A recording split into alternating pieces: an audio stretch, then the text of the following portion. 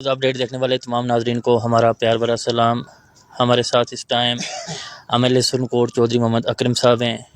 ہم ان سے بات کرنا چاہتے ہیں۔ سب سے پہلے تو ہم چودھری محمد اکرم صاحب کو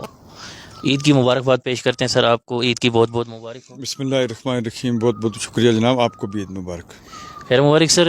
سب سے پہلے عید کی مبارک بھی، اور آپ کی سرکار کو یہ مبارک ہو کہ آج آپ کی سرکار نے 1 اپریل تھا وہ مین کے لیے ای سروس جو بس کے لیے، خاص کر یہ جو پچھلا بجٹ رہا جس میں آپ خود اسمبلی کے اندر تھے، آپ نے بھی سرن کوٹ کی آواز جو ہے وہ وہاں بلند کی۔ ہر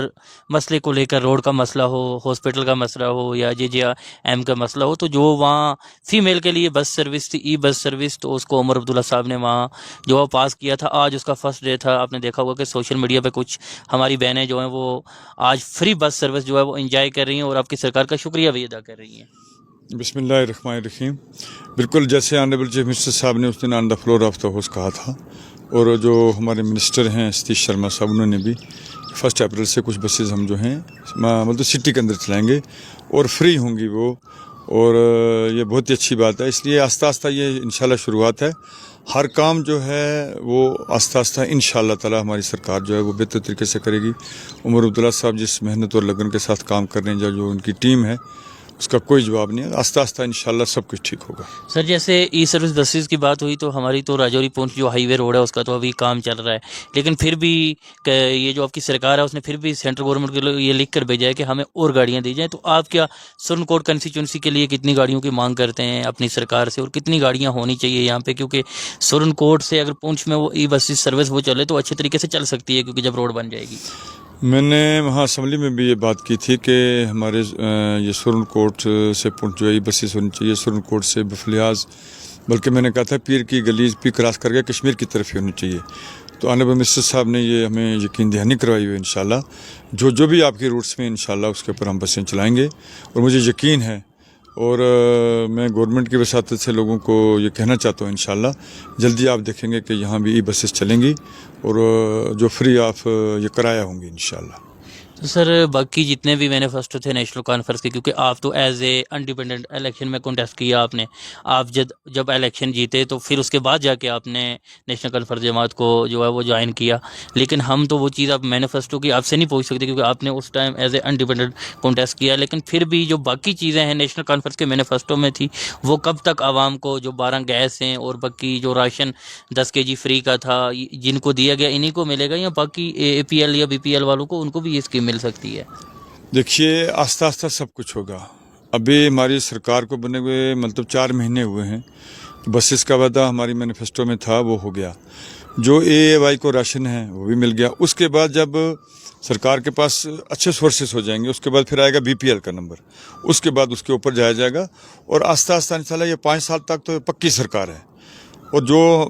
جو مینیفیسٹو ہے وہ انشاءاللہ 5 سال کے اندر جو بھی مینیفیسٹو کے اندر وعدہ کیا ہوا ہے انشاءاللہ وہ ہماری سرکار پورا کرے گی۔ اکرم صاحب، دوسرا کہ اب PMAY کو لے کر بیچ میں یہ سائٹ جو ہے بند ہو گئی تھی، پھر جا کر ابھی جب نئی سرکار بنی تو پھر سائٹ کھلی، اس کے بعد جو ہے 31 مارچ جو ہے لاسٹ ڈیٹ رکھی گئی تھی۔ اس کے لیے لوگوں کی آپ سے بھی بات ہوئی اور ہماری بھی آپ سے بات ہوئی۔ آپ نے بھی جو آنریبل منسٹر ہیں پنچایت کے جناب جاوید ڈار صاحب اور اعجاز اسد صاحب جن کے پاس محکمہ پنچایت ہے، تو آپ نے بھی ان سے بات کی۔ ابھی 1 مہینہ یہ ڈیٹ جو ہے دوبارہ بڑھی ہے جیو ٹیگ کے لیے، لیکن بڑے افسوس کی بات ہے دوسری طرف جو ہے جاب کارڈ کے لیے جو ہے وہ سائٹ بند ہے۔ تو کب تک یہ جاب کارڈ کے لیے بھی سائٹ کھلے گی؟ کیونکہ جو آدمی جیو ٹیگ کروا رہا ہے، جس کا جاب کارڈ ڈیلیٹ، کچھ لوگوں کا جاب کارڈ ڈیلیٹ ہو گیا ہے، تو اب جاب کارڈ کے بنا وہ جیو ٹیگ ہو ہی نہیں رہا ہے، تو کل کہیں ان کا مکان نہ آئے، کیونکہ رجوری پونچھ ڈسٹرکٹ میں میکسیمم آپ کے کنسٹیچوئنسی میں غریب لوگ ہیں، ان کو گھر کی بڑی ضرورت ہے۔ تو یہ جو جاب کارڈ کی سائٹ ہے یہ کب تک کھلے گی؟ آپ کی ACR صاحب سے یا ڈپٹی کمشنر سے اس کے مطابق کوئی بات ہوئی ہے؟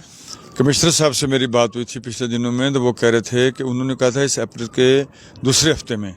جو ہے وہ جو جاب کارڈ کی یہ ویب سائٹ ہے وہ بھی کھل جائے گی۔ یہ مجھے انہوں نے یقین دہانی کرائی تھی۔ کوئی ٹیکنیکل پرابلمز بیچ میں ہیں، کیونکہ گورنمنٹ آف انڈیا کے ساتھ بات اٹھانی پڑتی ہے، کیونکہ جاب کارڈ تبھی بنیں گے۔ اب مشکل یہ ہے کہ MG نریگا کی پیمنٹ نہیں ہو رہی ہے، پیسے ہی نہیں ہیں۔ MG نریگا کا پیسہ سارا جو گورنمنٹ آف انڈیا نے دینا ہے، تو ابھی تک لیبر پیمنٹ جو ہے اور ان کرورز میں بلاک وائز اگر میں آپ کو بتاؤں، میں سرن کوٹ کے ان کرورز میں جو ہے وہ لائبلٹی پڑی ہوئی ہے۔ اب گورنمنٹ آف انڈیا اس کا نریگا کا پیسہ نہیں دے رہی ہے، جب وہ پیسہ بھی ساتھ ساتھ آ جائے گا تو انشاءاللہ یہ جاب کارڈ کے لیے بھی ویب سائٹ کھل جائے گی، جیسا مجھے کمشنر صاحب نے بولا۔ سر دوسرا ہم آپ سے یہ جاننا چاہتے ہیں کہ آپ نوجوان جو ہیں 2014 سے بعد جو ہیں ان امپلائمنٹ ہیں، بے روزگار ہیں، ان کو کوئی روزگار نہیں، کوئی مطلب اس سے پہلے جب سرکار ہوا کرتی تھی 2014 سے تو ہر سال میں کسی جگہ کوئی آرٹی ٹیچر لگتا تھا یا کوئی بھرتی ہوتی تھی، کوئی بھائی کوئی نوجوان جو ہے وہ جا کے آگے جو ہے اپنی روزی روٹی کماتا تھا، لیکن اس کے بعد جو ہے ان امپلائمنٹ ہو گئی ہے، الیکشن بھی نہیں ہوئے، اس کے بعد الیکشن ہوئے، لیکن آج ایک چیز اور لوگوں کو یہ پریشانی ہے کہ پردھان منتری جی نے 2 سال پہلے جب پارلیمنٹ سیشن چل رہا تھا تو وہاں اپنی تقریر میں یہ چیز کہی نریندر مودی جی جو ہمارے پردھان منتری ہیں کہ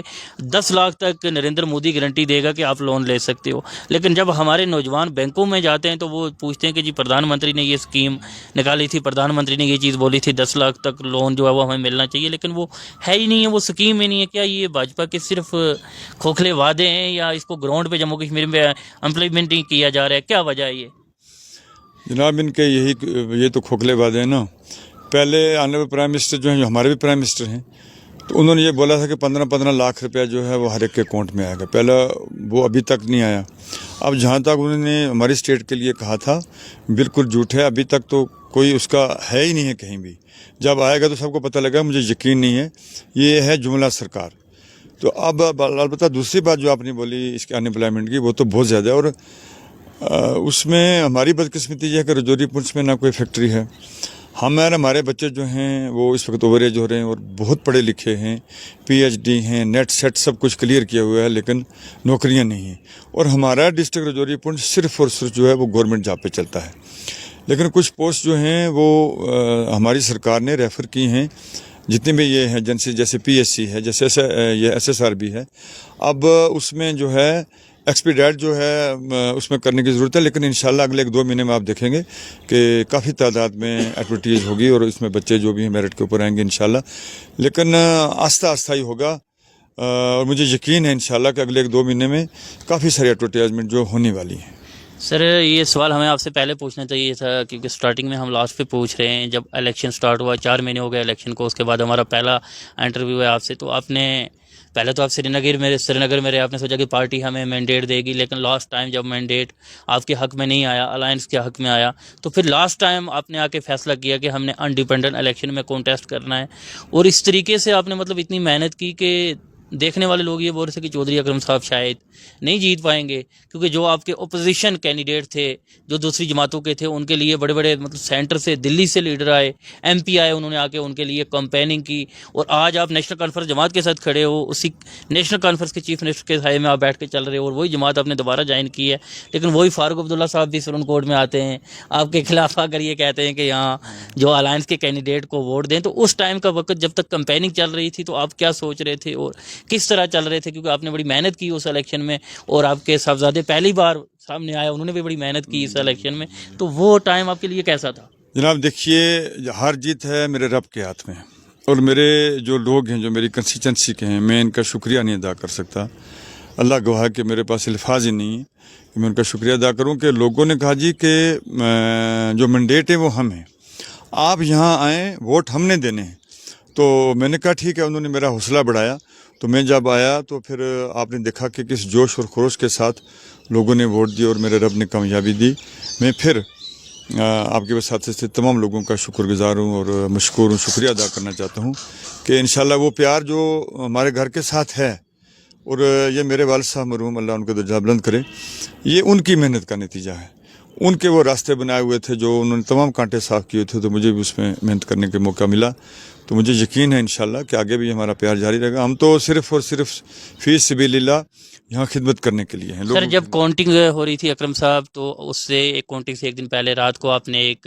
ویڈیو جو ہے وہ سوشل میڈیا پہ ڈالی کہ الیکشن کا جو بھی نتیجہ آئے تو سید مشتاق بخاری صاحب اس دنیا فانی کو چھوڑ کر چلے گئے تھے، اللہ تعالیٰ ان کو جنت فردوس کرے۔ آپ نے اپنے ورکروں کو یہی میسج دیا، الیکشن کا جو بھی نتیجہ آئے، ہار آئے یا جیت آئے، آپ نے اگر جیتے بھی ہم تو کوئی جشن نہیں منانا ہے، تو ہارے بھی تو کچھ نہیں کرنا ہے، سائلنٹ طریقے سے گرانا ہے۔ تو وہی بات ہوئی جب الیکشن کا رزلٹ آیا تو آپ کے ورکر اور آپ پہنچ سے یہاں تک پہنچنے میں پتہ ہی نہیں چلا کہ کس طرح پہنچے آپ۔ بالکل یہی ہوا جناب، اور میرے ورکروں نے بھی میرے ساتھ، میرے ووٹروں نے بھی یہی ساتھ دیا۔ مرحوم بخاری صاحب ایک اونچی شخصیت تھی،